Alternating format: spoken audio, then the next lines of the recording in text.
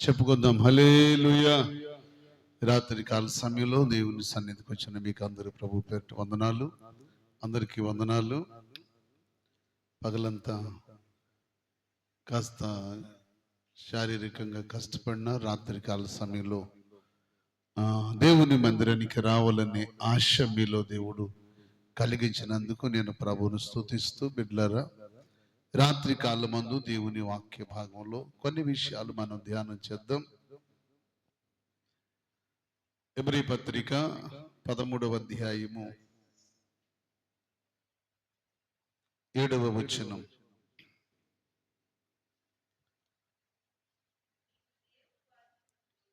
నీవు దేవుని వాక్యమును బోధించి మీ పైన నాయకులుగా ఉన్న వారిని జ్ఞాపకము చేసుకొని వారి ప్రవర్తన ఫలమును శ్రద్ధగా తలంచుకొనుచు వారి విశ్వాసమును అనుసరించుడి. రైట్.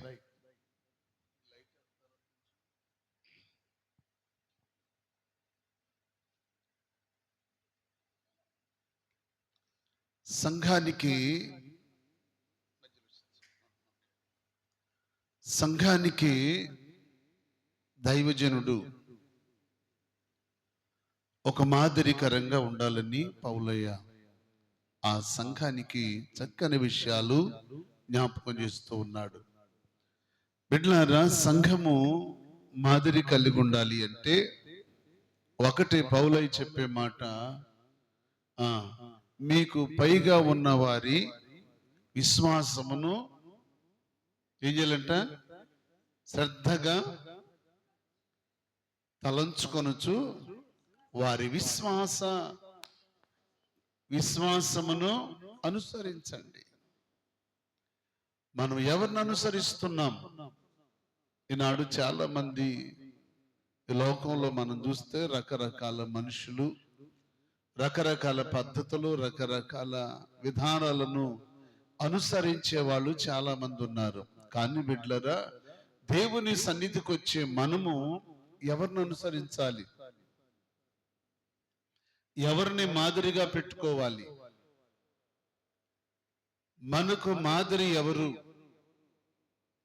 మాదిరిని చూపించేది ఎవరు? మనకు ఉపదేశించేవారు ఎవరు? మనకు వాక్యాన్ని బోధించేవారు ఎవరు? వాక్యం ఏమై ఉన్నది? వాక్యం ఏం చెప్తుంది? వాక్యాన్ని ఎలాగ మనం అనుసరించాలి? దేవుణ్ణి ఎలాగ అనుసరించాలి? కొంచెం మన వాక్యంలో మనం చూస్తే పౌలయ్య ఈ సంఘానికి చెప్తున్న మాట ఏంటో తెలుసా? మీ పైన ఉన్న వారిని చూసి వారి విశ్వాసమును మీరు అనుసరించండి. అంతేకాదు, వారి క్రియాఫలం ఒకటి ఉంది. చెప్పండి, వారి క్రియాఫలం ఒకటి ఉంది. ఆ క్రియాఫలము ఎలాగ పొందుకోగలుగుతున్నారు? వారు ఎవరిని అనుసరిస్తున్నారు అంటూ పౌలయ్య సంఘాలకు ఏం చెప్పారో తెలుసా?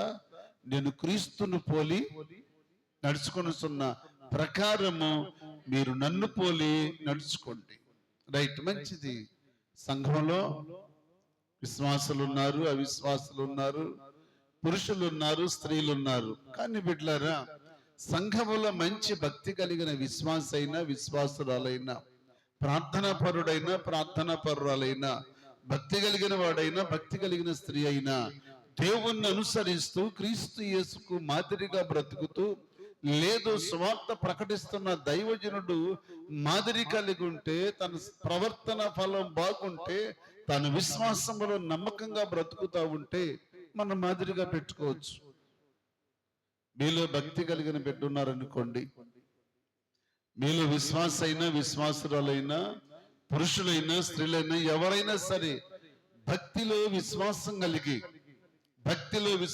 కలిగి మాదిరి చూపిస్తున్న బిడ్డలు ఉంటారే, అదిగా వారిని తీసుకోండి. పలానా విశ్వాసురాలు మంచి సాక్ష్యం కలిగిన బిడ్డ, పలానా విశ్వాసి మంచి సాక్ష్యం కలిగిన వాడు, మన వారిని అనుసరించవచ్చు. లేదా దైవజనుని అనుసరించవచ్చు. ఏ దైవజనుడు మంచివాడు? ఏ దైవజనుడి క్రియ కలిగి ఉన్నాడు? ఏ దైవజనుడి విశ్వాసం కలిగి ఉన్నాడు? మనకు సువార్తను ప్రకటించే దైవజనుడు భక్తి కలిగిన వాడా, భక్తిహీనుడా? మనకు వాక్యాన్ని బోధించే దైవజనుడు విశ్వాసం కలిగిన వాడా, అవిశ్వాసం కలిగిన వాడా? మనకు సువార్తను ప్రకటించే దైవజనుడు ఎవరిని పోలి నడుస్తున్నాడు? దాన్ని పరీక్షించగలిగిన ఆ మనస్సు దేవుడు మీకు ఇచ్చాడు ఆ మనస్సు. ఏం చేయాలి మనం? ఎవరు మనకు మాదిరి? సంఘానికి కాపరి మాదిరి. కాపరి దేవుణ్ణి మాదిరిగా పెట్టుకుంటాడు, సంఘము దేవుణ్ణి మాదిరిగా పెట్టుకుంటుంది. లేదు, ఓ మంచి ఆత్మ సంబంధమైన విశ్వాసరాలు ఉందనుకోండి, మీలో ఎవరో ఒకరు మీరు ఎన్నుకోండి, మీరు లెక్కేసుకోండి, పలానామే లెక్కేసుకోండి. ఎవరు మీకు మంచి విశ్వాసం కలిగిన బిడ్డగా మీకు తెలుస్తుందో, మీకు చక్కని విశ్వాసం కలిగిన విశ్వాసరాలుగా ఎవరు కనపడతారో మీరు వెతకండి. ప్రభు వెతికినట్లు మీరు కూడా వెతకండి. సంఘంలో పురుషులునా స్త్రీల్లోనా ఎవరు దొరుకుతారో వాళ్ళ మాదిరిగా పెట్టుకుందామని మీరు ఎతకండి. ఎవరిని గురిగా పెట్టుకుందాం అనుకుంటున్నారో వారిని గురిగా పెట్టుకోండి. కానీ కీర్తనకారుడు అంటాడు, దుష్టుల సహవాసము నేను చెయ్యను, దొంగల సహవాసము నేను చేయను, అబద్ధికుల సహవాసం నేను చేయను, వేషధారులతో సహవాసము చేయను, మోసగాళ్లతో సహవాసము చేయను, అక్రమకారులతో సహవాసము చేయను, పాపులతో సహవాసము చేయను, త్రాగుబోతులతో సహవాసము చేయను. మరి ఇంకెవరు మంచివారు ఉన్నారు? అబద్ధం ఆడే వారితో నేను సహవాసం చేయను అన్నాడు, దొంగలతో చేయను అన్నాడు, అసహ్యమైన పనులు చేసే వారితో చేయను అన్నాడు, చెడ్డవారితో చేయను అన్నాడు, భక్తిహీనులతో చేయను అన్నాడు, బుద్ధిహీనులతో చేయను అన్నాడు. మరి ఎవరు దొరుకుతారు?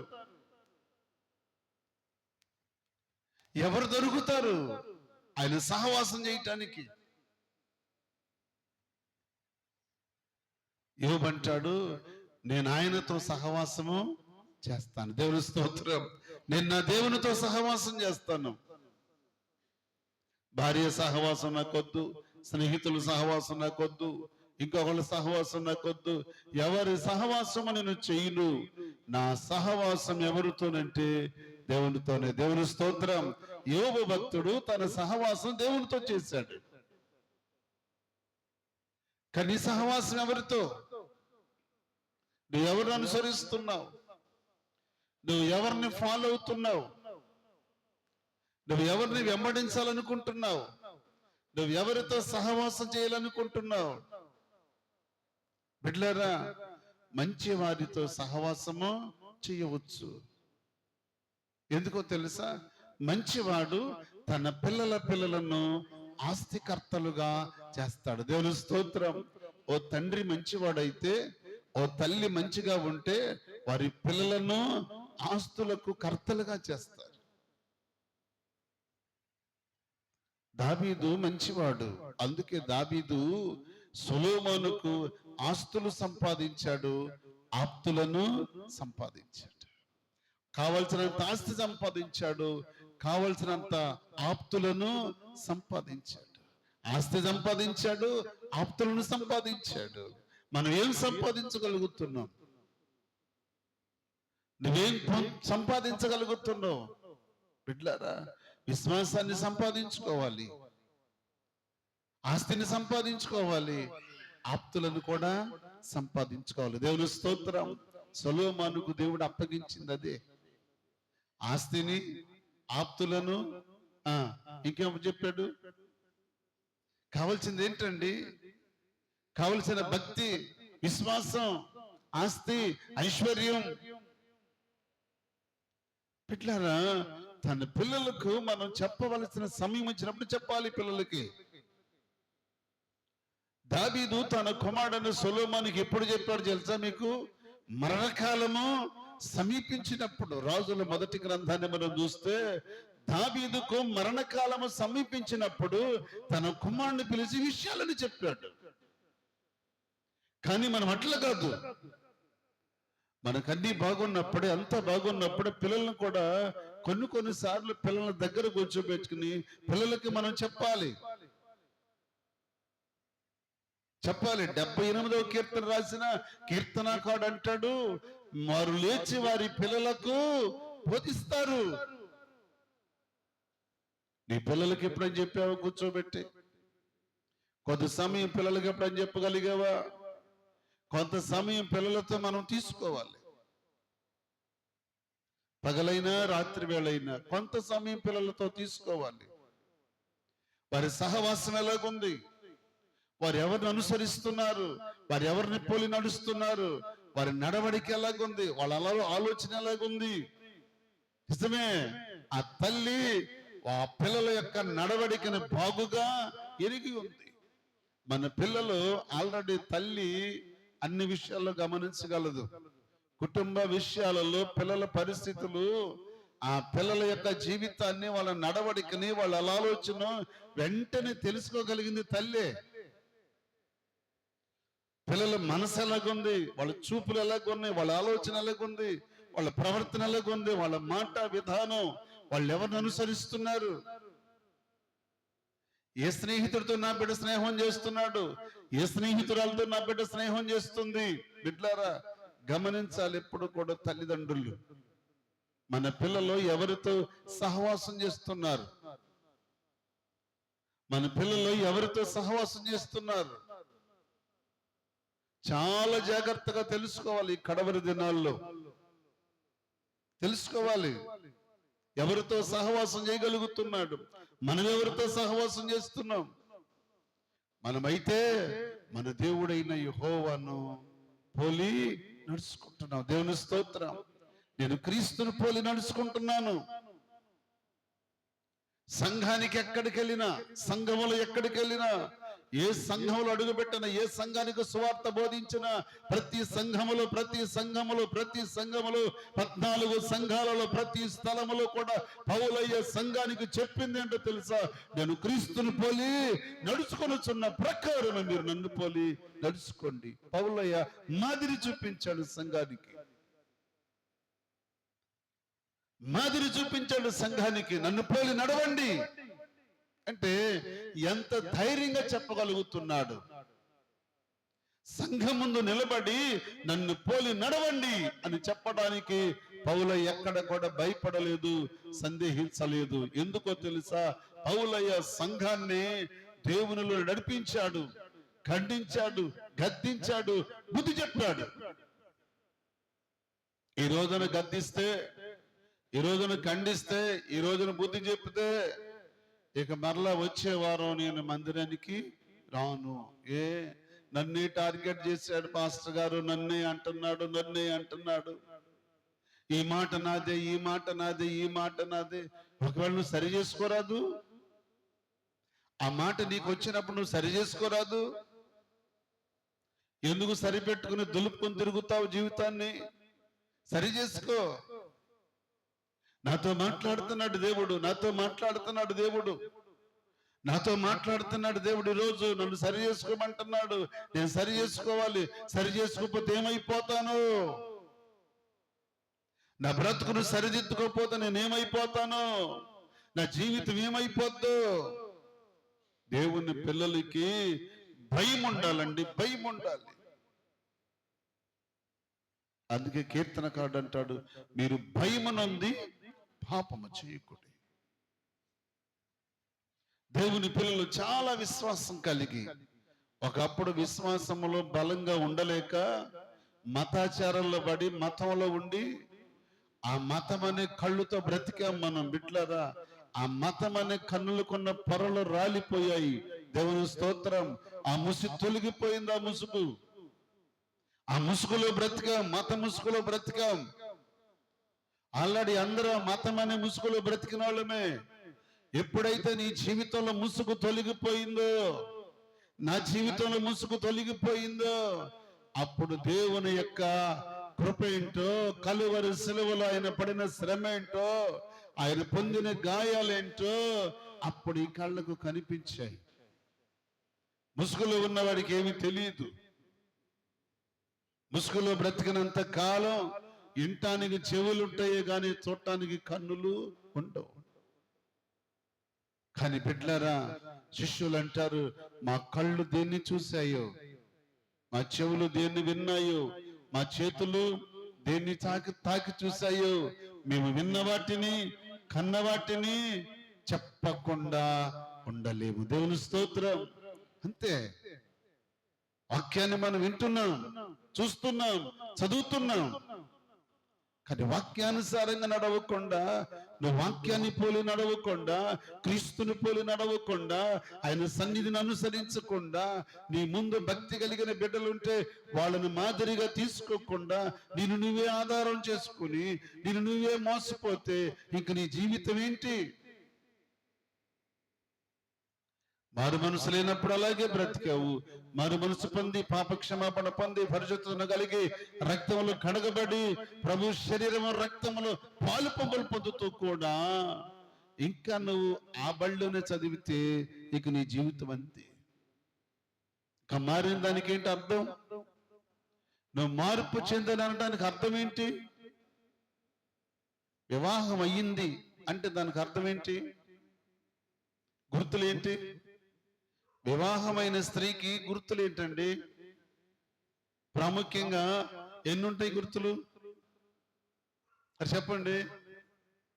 పెళ్ళైన వాళ్ళకి కాళ్ళకి బెట్లు ఉంటాయి, తర్వాత మెళ్ళ మంగళసూత్రం ఉంటుంది. ఇంక మూడోది ఏంటి? మూడు ఉంటాయి కదా.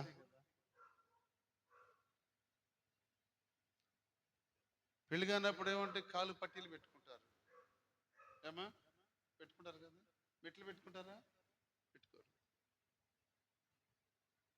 ఏదో బంగారు గోలు చేసుకుంటారు కానీ నాంతడు వేసుకుంటారా? వేసుకోరు.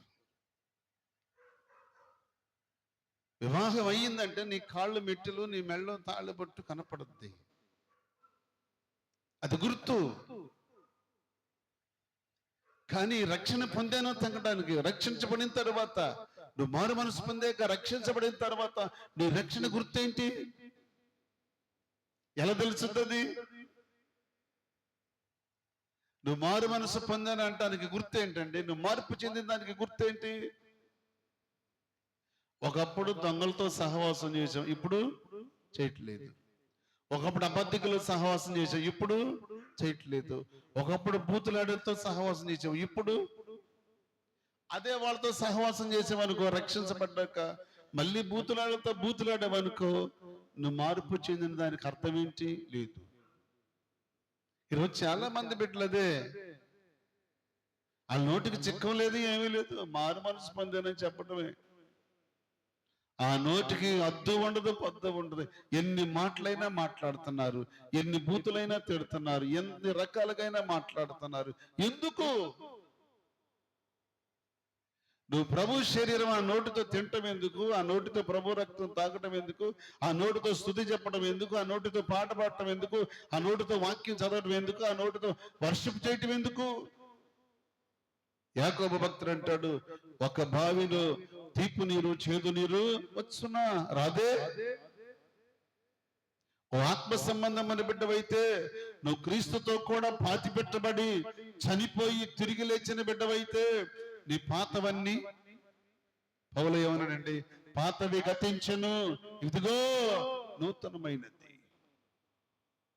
నీ మాట నూతనమైనదై ఉండాలి, నీ ప్రవర్తన నూతనంగా ఉండాలి, నీ ఆలోచన నూతనంగా ఉండాలి, నీ పరిస్థితులన్నీ కూడా నూతనపరచబడాలి. ఎక్కడ మార్పు? ఎక్కడండి మార్పు? ఎంతమంది నిన్ను గూర్చి సాక్ష్యం ఇచ్చేది? ఎంతమంది నిన్ను గురించి సాక్ష్యం ఇచ్చేది? ఎందుకండి? పలానాయన పలానామె ఎందుకు వాళ్ళు బాప్తిసం పొందారు? ఎందుకు వాళ్ళు ప్రభు శరీరం ప్రభు రక్తం దగ్గరికి వస్తున్నారు? వాళ్ళ జీవితం ఏంటి? వాళ్ళ పరిస్థితులు ఏంటి? నేను ఒకటే జవాబు చెప్తాను వాళ్ళకి, అయ్యా, ఎవరి లెక్క వాళ్ళే అప్పగించుకోవాలి. నేనేం అర్హుడు, నేను బాధ్యుడు కాదు. నీకు నీ స్థితికి, నువ్వు చేసే పనికి, నీ ప్రవర్తనకి బాధ్యుడను కాదు. బాప్తిసం ఇచ్చినంత మాత్రం నేను బాధ్యుడిని కాను. పిలాతులాగా నేను ఎప్పుడో చేతులు చెప్పరండి, పిలాతులాగా నేను ఎప్పుడో చేతులు కడిగేసుకున్నాను. నన్ను క్షమించయ్యా, వాళ్ళ పాపాలకు నాకు సంబంధం పెట్టింది కాదు. స్వార్థ ప్రకటించడమే నాకు ఇచ్చిన బాధ్యత, భారం. నేను స్వార్థ ప్రకటిస్తాను. ఒకవేళ స్వార్థ ప్రకటించకపోతే నాకు శ్రమ. అంతే, చెప్పాలి వాక్యాన్ని, వినవలసిన బాధ్యత నీది. చెవి యొక్కకుండా చెవిటి పాములాగా మందిరంలో కూర్చుంటే నీకు ఎలా కనపడుద్ది?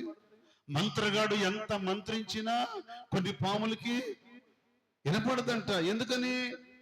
అయ్యి చెవిటి పాములు. చెవులున్నాయి లేవాటికి? చెవులున్నాయి, కానీ ఆ వాక్యము వాళ్ళకి వినపడదు. ఇది నాది కాదు, ఇది నాది కాదు, ఇది నాది కాదు. మరి ఏది నీది? ఆశీర్వాదం అంటే ఇది నాది, మేలంటే ఇది నాది, స్వస్థత అంటే ఇది నాది, కృప అంటే ఇది నాది. ఏమండి, ఇక ఏదైనా నీకు నీకు కావలసిన స్వలాభానికి నీకు కావలసిన మాట వస్తే ఇది నాది అనుకుంటావు. కానీ బిడ్డలారా, దేవుని వాక్యం చెప్తున్న అద్భుతమైన సత్యం ఏంటో తెలుసా? యెషయా గ్రంథము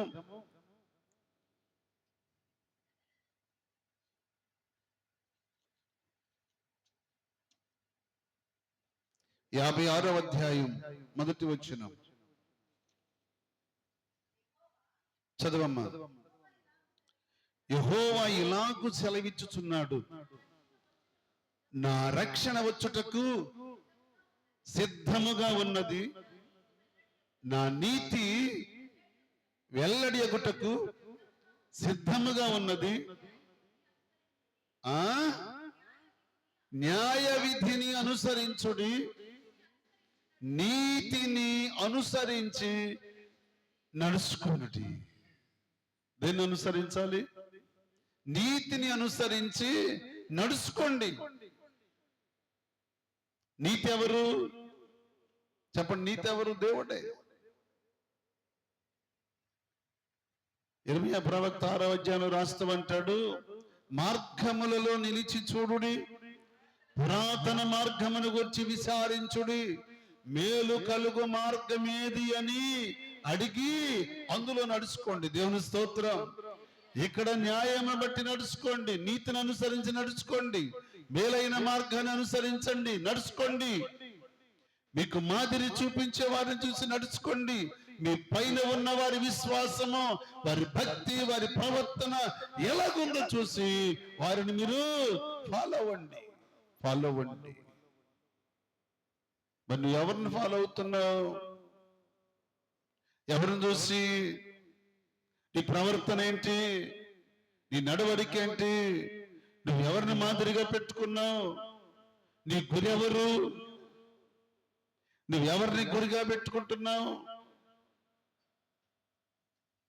దేవుని బిడ్డలారా, నీ ముందున్న వారు విశ్వాసములో మంచి వాళ్ళైతే, మంచి ప్రవర్తన ఫలము కలిగిన వాళ్ళైతే, నీ ఇంటిలో ఎవరైనా, నీ ఇంటి ముందు వాళ్ళైనా, సంఘంలో ఎవరైనా కాస్త వారిని మాదిరి పెట్టుకో, వాళ్ళని ఫాలో అవ్వు. మీ మొఖాలు ఎట్టుని అంటే ఎవరిని చూసినా మా కాళ్ళు కనపడతలేదండి అన్నట్టు. ఒకసారి ఒక ఆమె పాస్టర్ గారు మా ఇంటికి వచ్చి కొద్ది ప్రార్థన చేయండి అంది. నేను అన్నాను, మీ ఇంటికి పాస్టర్ గారు వస్తారు కదా అంటేను అవంది, అసలు నాకు ఏ పాస్టర్ మంచోడుగా కనపడలేదండి అంది. ఏంటంట, నాకు ఏ పాస్టర్ గారు మంచిగా కనపడలేదండి అంది. నేను అన్నాను, పాస్టర్ గారు మంచిగా కనపడాలంటే మీ మనోనేత్రాలు వెలిగించబడాలన్నా.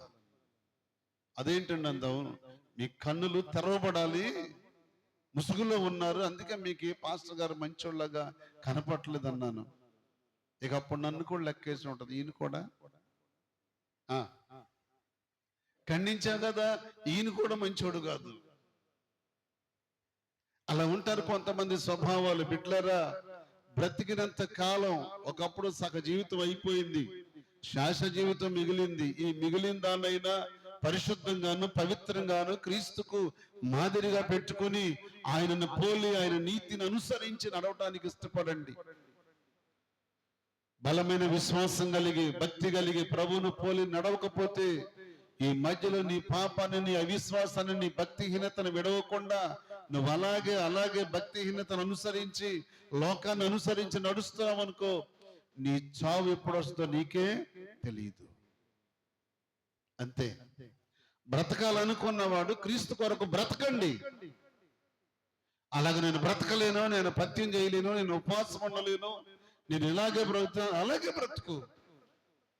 ధనవంతుడు అలాగే బ్రతికాడు. ఉదారంగ వస్త్రాలు, రక్తవర్ణ వస్త్రాలు వేసుకుని అనుదినము తింటూ తాగుతూ ఇష్టానుసారంగా బ్రతికాడు. అబ్రహాం గారు అంటారు, స్నేహితుడా, నువ్వు నీ జీవిత కాలములో నీ ఇష్టానుసారంగా నీవు బ్రతికావు. సావు ఎక్కడండి? పాతాళములు సావు. నీ ఇష్టానుసారంగా బ్రతకాలనుకుంటే ఇబ్బంది ఏమి లేదు, సరిహద్దులు అవసరం లేదు, కట్టడ నిబంధన నీకు అవసరం లేదు అనుకుంటా నీ ఇష్టం. నిన్నెవరు ఆపరు, నీకెవరు చెప్పరు, ఇష్టానుసారంగా తిరగొచ్చు, నిన్నెవరు ఇబ్బంది పెట్టేవాళ్ళు లేరు. కానీ నీకు పరలోకం కావాలనుకుంటే, దేవుడు కావాలనుకుంటే, దేవునితో సహవాసం చేయాలనుకుంటే, ఆయన ఉన్న స్థలములో ఉండాలనుకుంటే, నిత్య సీయోనులో ప్రభుతో యుగ యుగాలు స్తుతిస్తూ ఆయన కొరకు జీవించాలనుకుంటే పత్యం చెయ్యి, ఉపవాసముండు. బిడ్డలారా, ఈ జీవిత కాలం మట్టుకు ఏం జరుగుతుందో ఎవరికి తెలియదు. పరిస్థితులు బాగోలేదు. మరణానికి చిన్న పెద్ద వయసులో ఉన్నవారికి తారతమ్యం ఏమీ లేదు. మరణం అందరి దగ్గరికి వస్తుంది. ఎంతో మంది మన కళ్ళ ముందు వెళ్ళిపోయారు ఈ లోకంలో నుంచి. కానీ ఈరోజు మనం బ్రతికున్నామంటే ఎంతో కొంత క్రీస్తును పోలి నడుస్తున్నానన్న విశ్వాసం, భక్తి నీలో ఎంతో కొంత ఉంది. కానీ మరలా నీ స్థితి మారిపోయింది. బాధ వచ్చినప్పుడు, రోగం వచ్చినప్పుడు, స్వస్థత కోసం ఏడ్చినప్పుడు, దేవుడు స్వస్థపరిస్తే, కార్యం చేస్తే మరలా తన అందాన్ని ఆధారం చేసుకుని ఎలా తిరిగిందంట? అడవికి అలవాటు పడిన గాడిదలాగా తిరిగిందంట. కంచర గాడిద వలె అది ఓండ్ర పెట్టి అది గాలి పీల్చుద్దంట. గాడిదలంటే స్వభావాలు ఇంకా చాలా మందిలో ఉన్నాయి. ఎట్లారా? అడవికి అలవాటపడిన గాడిదలు కాదండి, యేసయ్యను మోసిన గాడిదల. యేసయ్యను మోసిన గాడిదలాగా నువ్వు ఉండు. యేసయ్యను మోసే గాడిదలాగా ఉంటే విలువ ఉంటుంది. రాత్రి కాల సమయంలో పౌలయ్య సంఘానికి బోధిస్తూ అంటున్నాడు, ఓ సంఘమా, నేను క్రీస్తును పోలి నడుస్తున్నాను, మీరు నన్ను పోలి నడవండి, నడుచుకోండి నన్ను పోలి. కానీ నువ్వు ఎవరిని పోలి నడుస్తున్నావు? నీ సహవాసం ఎవరితో ఉంది? నువ్వెవరితో సహవాసం చేస్తున్నావు? మనల్ని మనం సిద్ధపరచుకున్న బిడ్డలం కనుక మన సహవాసము క్రీస్తు యేసుతో ఉండాలి. దేవుని స్తోత్రం. మరొక మాట చెప్తాను మీకు నేను దేవుని వాక్యంలో. తిమోతి పత్రిక రాస్తూ 2వ పత్రిక 3వ అధ్యాయం 10వ వచనం.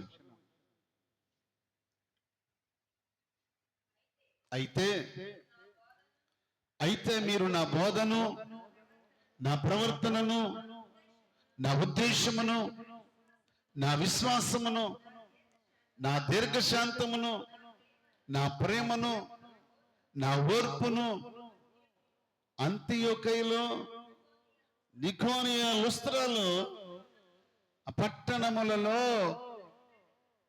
ఎన్ని బాధలు పడ్డానో, ఎన్ని ఇబ్బందులు పడ్డానో, ఎన్ని శ్రమలు పడ్డానో అవన్నీ నీ ముందు పెడుతున్నట్టున్నాడు పౌలయ్య. అన్ని బాధల్లో ఉండి కూడా భక్తి నుంచి దూరం కాలేదు, విశ్వాసం నుంచి దూరం కాలేదు, ప్రేమ నుండి దూరం కాలేదు.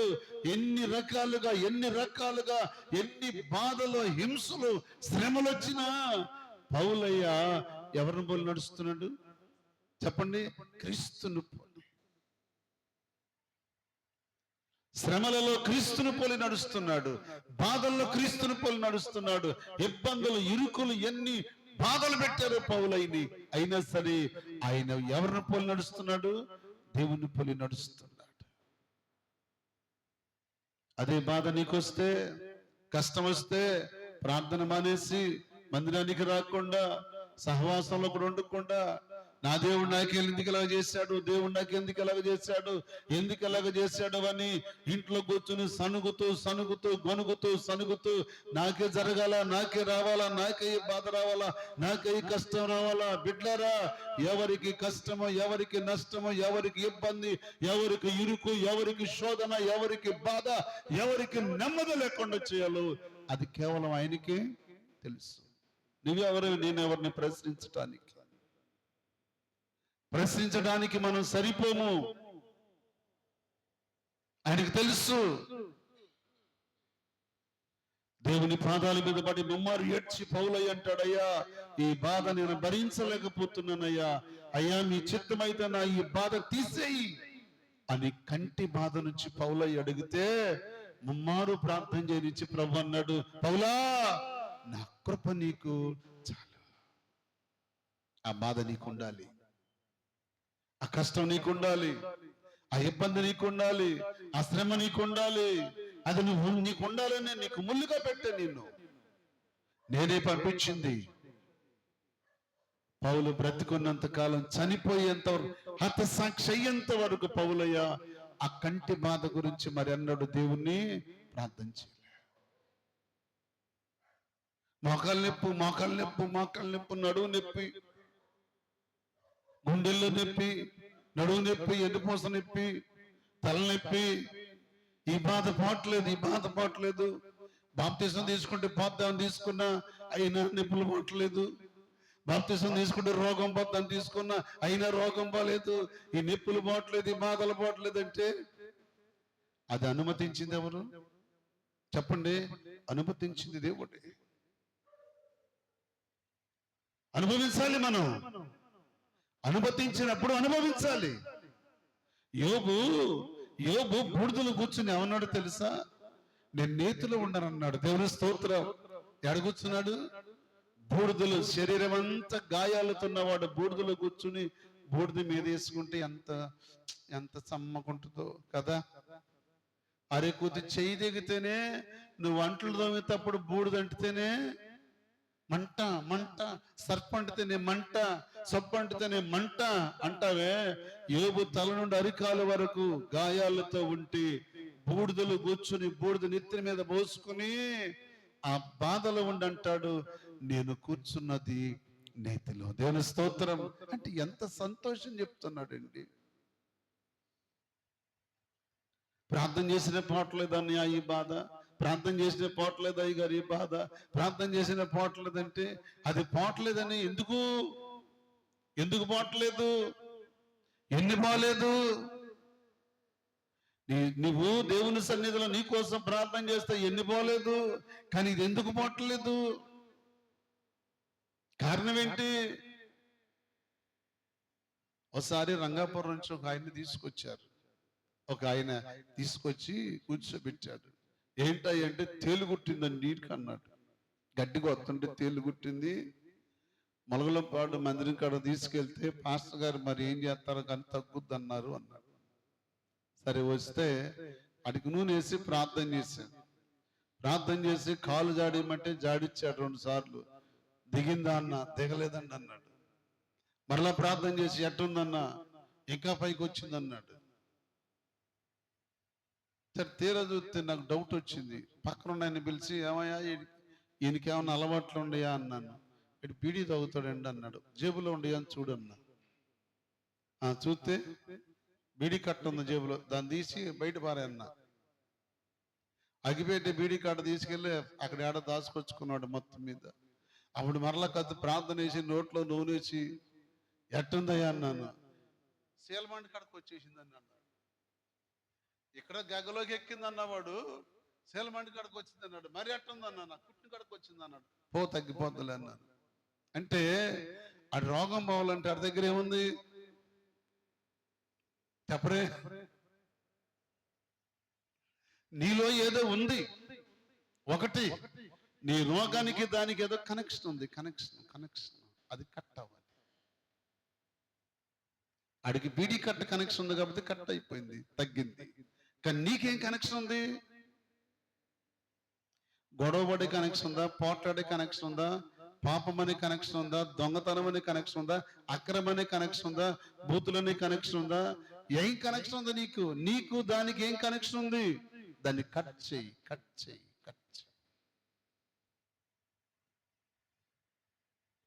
దేవుడు అంటాడు, ఇది రక్తములతో పొర్లుచున్నప్పుడు, చెప్పండి, దీని నాభిక్షత్రము కొయ్యబడలేదు, ఇది రక్తములో పొర్లుచున్నప్పుడు దీని దగ్గరకు వచ్చి చూడగా రక్తములో పొర్లుచుంది, రక్తములో పొర్లుచుంది. దీని నాభిక్షత్రము కొయ్యలేదు, ఉప్పు కూడా రాయలేదు.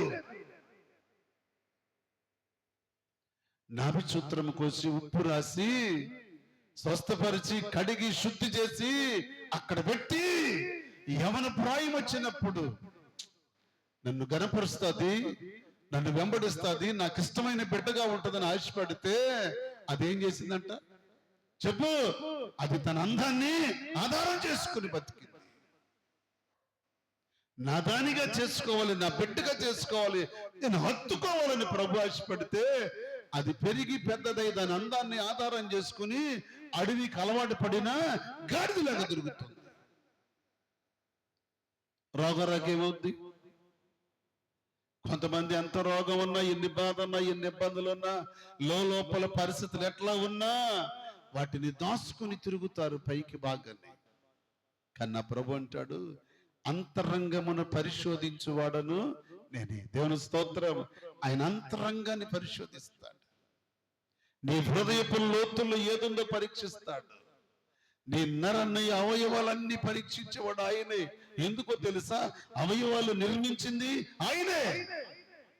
కనుక నీ అవయవాల్లో ఎక్కడ బలహీనత ఉందో, ఎక్కడ వ్యాధి ఉందో, ఎక్కడ పాపం ఉందో, ఎక్కడ చెడు ఉందో అది కడిగి బయటికి రావాలంటే వాక్యము నీ హృదయంలోనికి వెళ్ళాలి. దేవుని స్తోత్రం.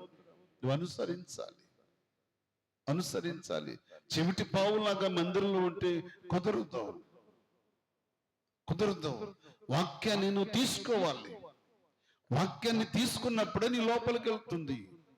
నీ లోపలికి వెళ్ళిన వెంటనే ప్రాణాత్మ దేహములను అది కడుగుతుంది, శుద్ధి చేస్తుంది, చెడుతనాన్ని బయటికి తెస్తుంది. అది జరగాలి నీలో. క్రియ జరిగితేనే కార్యాలు చూడగలుగుతాం. దేవుని బిడ్డలారా, ఒక్క మాట చెప్పి నేను ముగిస్తాను. పరిశుద్ధ గ్రంథములో ఒక్క మాట చెప్తాను మీకు. అపోస్తలుల కార్యాలు. సో దానికి ముందు హెబ్రీ పత్రిక 6:2. దానికి ముందు హెబ్రీ పత్రిక 6వ అధ్యాయం 2వ వచనం. దేవుని యందలి విశ్వాసమును, బాప్తిస్మమును గూర్చిన బాధయు, హస్త నిక్షేపణమును, మృతుల పునరుద్ధానమును, నిత్యమైన తీర్పును అన్ను పునాది మరల వేయక క్రీస్తును గూర్చిన మూలోపదేశమును మాని సంపూర్ణ మగుటకు సాగిపోతుంది. దేవుని స్తోత్రం. ఏమవటానికి? సంపూర్ణ మగుటానికి ఆయనను పోలి నడుద్దాం. దేవుని స్తోత్రం. ఆయనను పోలి నడుద్దాం. బిడ్డలారా, నువ్వు ఎవరిని అనుసరించొద్దు.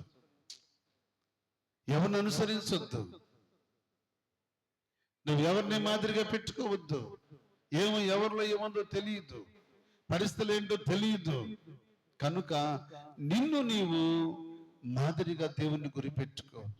నన్ను నేను మాదిరిగా గురిపెట్టుకుంటాను. ఒకవేళ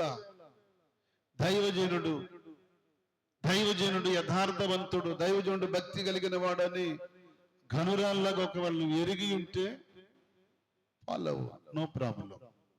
ఆమెమంది గనురాలు మన యొద్దకు వచ్చుచు పోచున్నవాడు భక్తి కలిగిన దైవజనుడని నేను ఎరుగుతున్నా. భర్తకు సాక్ష్యం ఇచ్చిన భార్య అందుకే ఆ ఘనురాలు ప్రవక్త చెప్పిన మాట విని ఫలభరితంగా మార్చబడింది. దేవుని స్తోత్రం. ఈ రాత్రి దేవుని వాక్యం విన్న బిడ్డలారా, నిన్ను నీవు దేవుని పోలి నడవటానికి తీర్మానం చేసుకుని గురి యొద్దకు సాగటానికి ఇష్టపడు. గురి యొద్దకు వెళ్ళకపోతే నీకు బహుమానము వస్తుందా? గమ్యం చేరకుండా బహుమానం ఎవరికి రాదు. పరుగు పందెంలో విన్నర్కి వస్తుందా, ఇంకా ఓడిపోయినడికి వస్తుందా? వినయనుడికి వస్తుంది. ఓడిపోయినడికి ఎందుకు వస్తుంది? రాదు. కాబట్టి ఈ లోకములో గురి కలిగి బ్రతుకుతున్న మనం, ఆయన గురి పెట్టుకున్న మనం గురి యొద్దకు సాగటానికి ఇష్టపడి క్రీస్తు యేసు సారూప్యములోనికి మార్చబడిన బిడ్డలు ఉదక స్నానము చేత క్రీస్తు కొరకు బ్రతకాలని ఈ రాత్రి జ్ఞాపకం చేస్తూ ఈ మాటలు ముగిస్తున్నాను. దయగలిగిన దేవుడు ఈ వాక్యాన్ని మన కొరకై దీవించి ఆశీర్వదించునుగాక. ఆమేన్.